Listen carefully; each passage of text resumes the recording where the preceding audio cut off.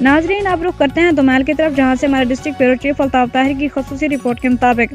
government high school Toba Domel تحصیل جونڈ ضلع اٹک کے senior head master Javed Iqbal Khan 31 دسمبر 2025 کو ملازمت سے سبقت دوش ہو گئے،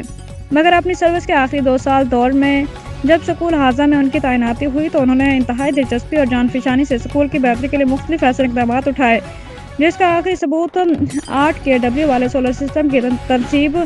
کا یادگار تحفہ سکول حاضہ کو دے کر جانا ہے،